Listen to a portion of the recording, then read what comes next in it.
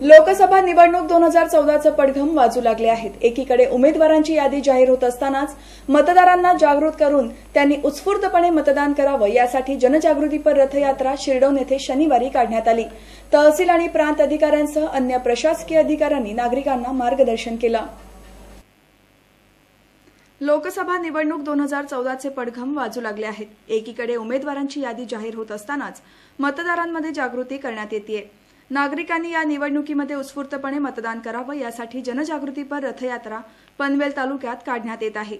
या अंतर्गत शनिवारी 15 मार्च रोजी शिरडोन येथे मतदार जनजागृती रॅली काढण्यात आली। या रॅलीला मान्यवरांनी झेंडा दाखवला।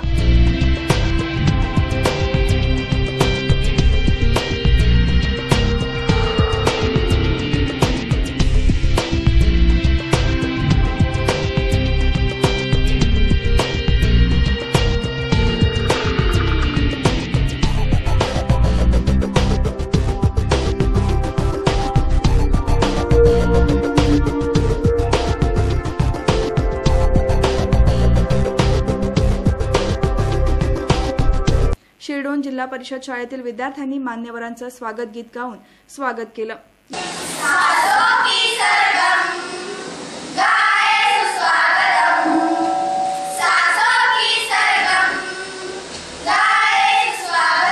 यावेळी उपजिल्हाधिकारी मकरंद देशमुख, प्रांत विभागीय अधिकारी सुदाम परदेशी, तहसीलदार पवन चांडक, बीडीओ राजेंद्र पाटील, पनवेलचे गट शिक्षणाधिकारी मीना यादव, नायब तहसीलदार उमेश पाटील, एपीआय आनंद पाटील, पीआय राजू वंजारी आदी मान्यवर उपस्थित होते।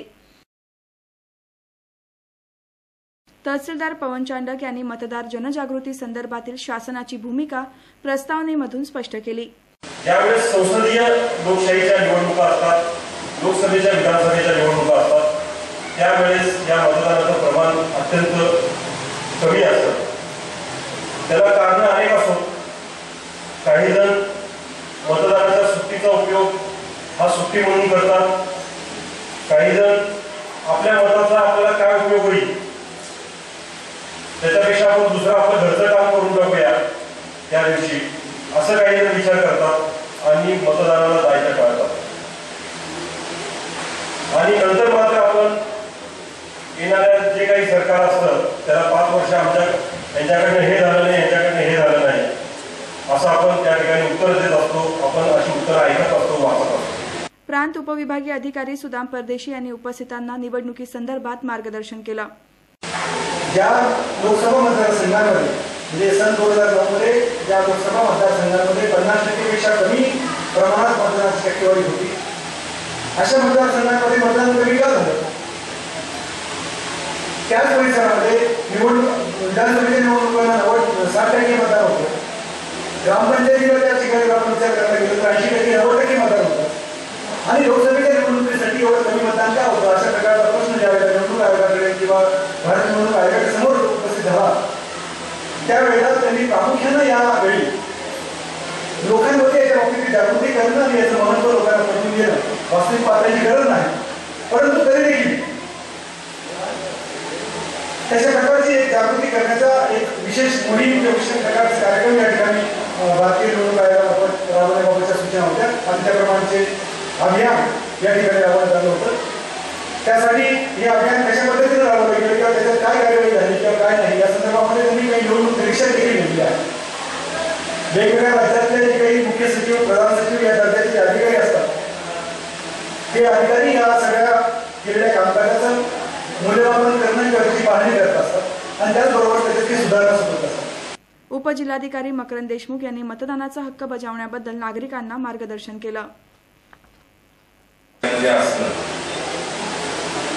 तहसील कार्यालयामार्फत यापूर्वी आपल्या गावामध्ये जे कोणी मतदार आहे त्या मतदारांचं वय 18 वर्ष पूर्ण झालेलं आहे 1 जानेवारी 2014 त्या सर्वांची नोंदणी करून घेण्यासाठी वेगवेगळ्या प्रकारे मोहिमा राबवल्या गेल्या, कार्यक्रम राबवले गेलेले आहेत। आपणही त्याला तितकाच प्रतिसाद दिलेला आहे।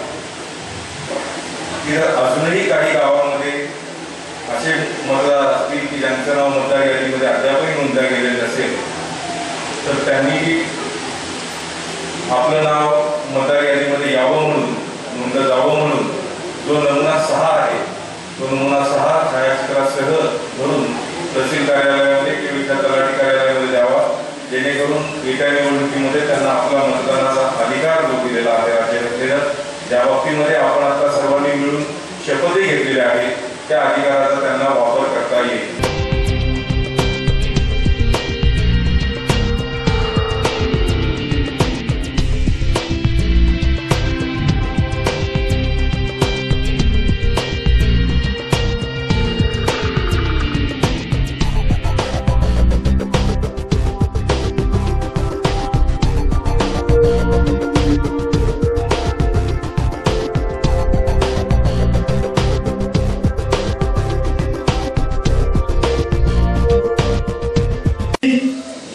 शपथ घेतो की मी भारतीय घटनेने मला मतदान करण्याचा जनतेच्या इच्छा